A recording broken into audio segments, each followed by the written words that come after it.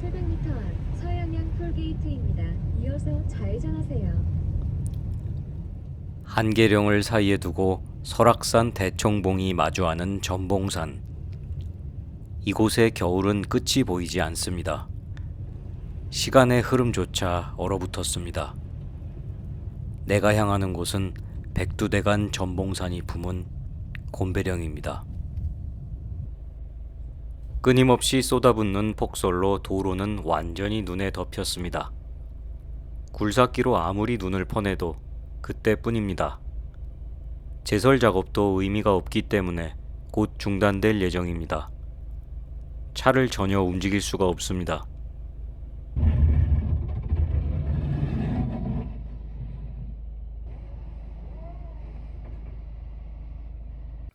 나는 도로 한복판에서 고립되었습니다. 이 자리에서 하룻밤을 보내야 합니다.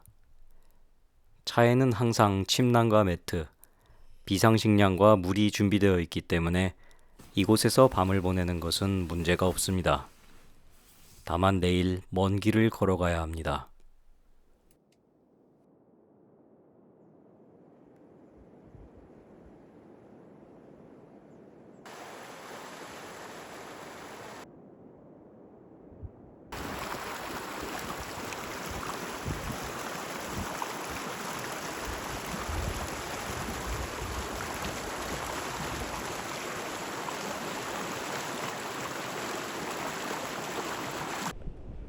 인적이 끊긴 곰배령 설피마을.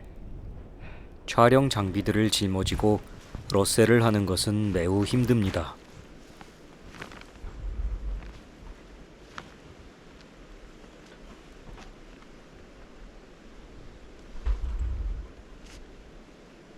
안녕하세요.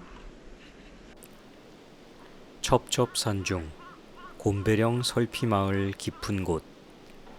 이곳은 새 쌍둥이 엄마 이하영 어머님의 집입니다. 이사 날짜를 코앞에 두었지만 새 쌍둥이를 반지하에서 키우고 싶지 않았던 이하영 어머님은 땅 위에서 살기 위해 알지도 못하는 깊은 산골로 들어왔습니다. 1년만 살다 나와야지 했던 것이 30년 전입니다. 이 거칠고 험한 산 속에서 홀로 새 쌍둥이를 키워낸 시간이 얼마나 고되었을지는 굳이 그 긴 이야기를 미주알 고주알 설명하지 않아도 가슴으로 전해집니다. 곰배령은 1년의 반이 겨울입니다. 대자연이 빚어낸 이곳의 설경은 직접 보지 않는다면 믿기 어려울 정도로 아름답습니다.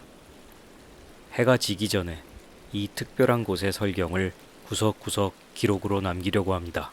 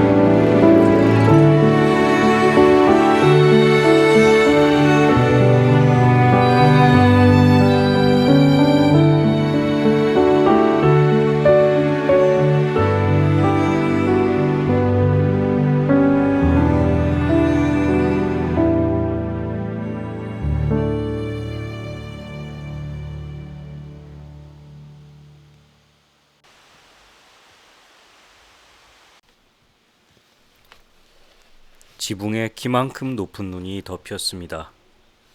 지붕을 짓누르는 겨울의 무게는 삶의 무게와도 비슷합니다. 가만히 손 놓고 있다가 보면 어느새 지붕이 무너지게 됩니다. 해야 할 일이 있다면, 할 수 있는 일이 있다면 바로 지금 해야 합니다. 눈을 덜어내야 하기 때문에 삽을 들고 지붕으로 오릅니다.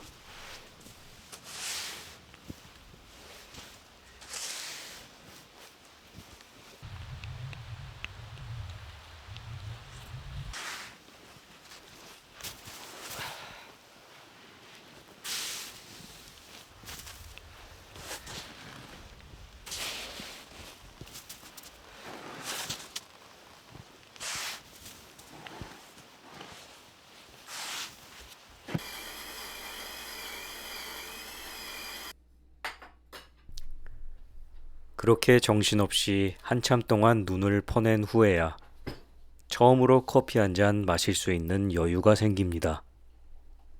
17개월 된 아이들을 데리고 곤배령에 들어와서 살았던 지난 30년도 그렇게 눈 깜짝할 새 흘러가 버렸습니다. 서울에 가면 저기 멀리 도시의 불빛이 보이기 시작하면 가슴이 설레지.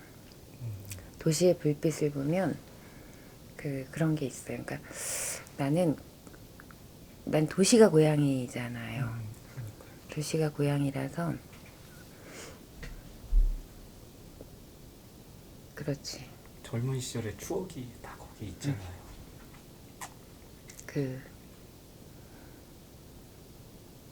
올림픽 대교를 딱 건너가지고 이렇게 가면 저쪽에 도시의 불빛이 막 아파트 보이잖아요.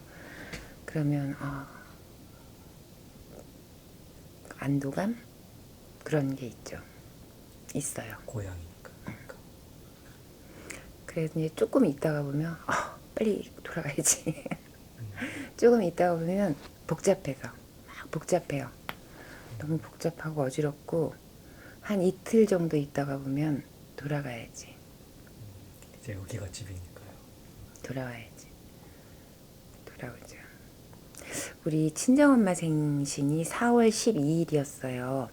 그럼 이제 그때는 서울을 가면 그 올림픽대로 주변에 개나리가 쫙 피어 있어요.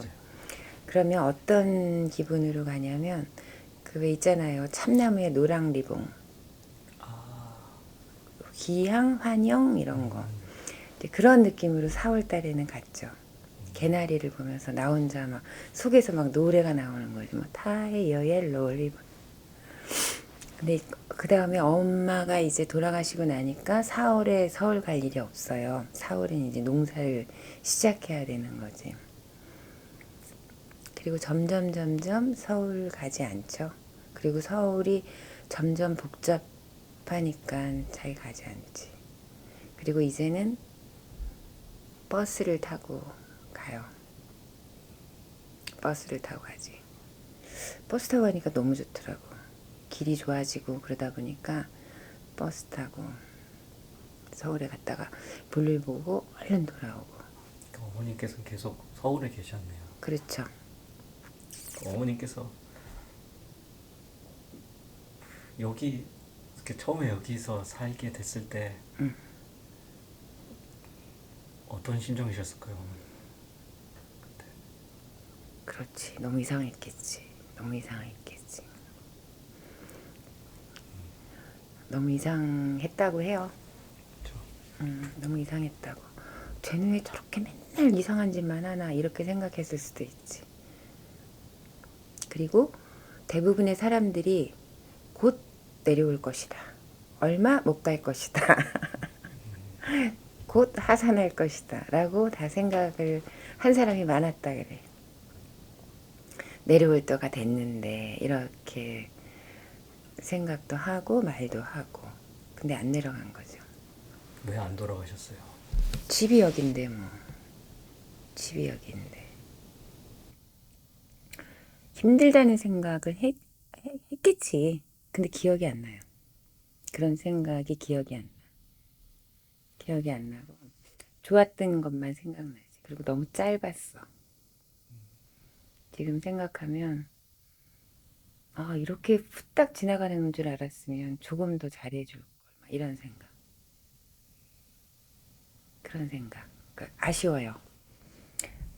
아쉽고 특히나 아들 같은 경우는 대학을 지방에서 다니고 그다음에 졸업하고 그리고 방학 때에는 또 얘가 그렇게 그걸 하더라고.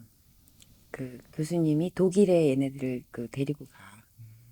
그러니까 방학 때에도 못 보고 그리고 군대 갈 때 잠깐 집에 머물다가 졸업하고 직장 다니고 그리고 결혼하고. 그러니까 20살이 되고 나서부터는 그 애가 하고 같이 이렇게 그 가족으로 지내는 시간이 없었던 거야. 굉장히 짧은 시간이었어. 같이 지내는 시간이. 나는 내가 세상에 태어나서 정말 내가 잘했다. 엄마가 돼본 것. 진짜. 그건 기적이죠. 어떻게 사람 몸에서 사람이 나와요. 안 그래요? 사람 몸에서 사람이 나온다는 게 진짜.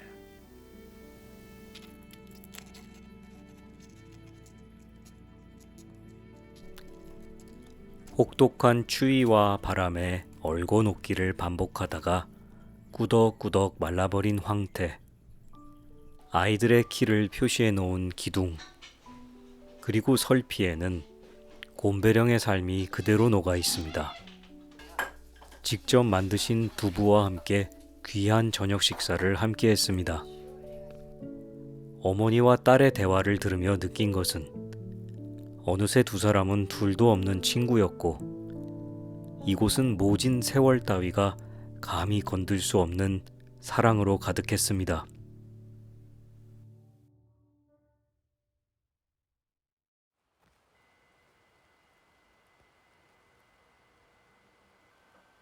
차가운 새벽 공기가 따뜻한 햇살로 데워지면서 아침이 시작되었습니다. 먹을 것을 구하기 어려운 고라니가 기웃기웃 놀러 오기도 합니다. 나는 이제 이 모든 이야기의 시작과 끝인 곰배령으로 오르려고 합니다. 폭설로 인해서 탐방로는 중간까지밖에 갈 수 없습니다. 고립은 기다림이고 상태일 뿐이지 가치에 아무런 영향을 주지 않습니다. 나에게 차는 고립이 아니라 보금자리였고 이하영 어머님에게 산속 생활은 고립이 아니라 가족이고 집이었습니다.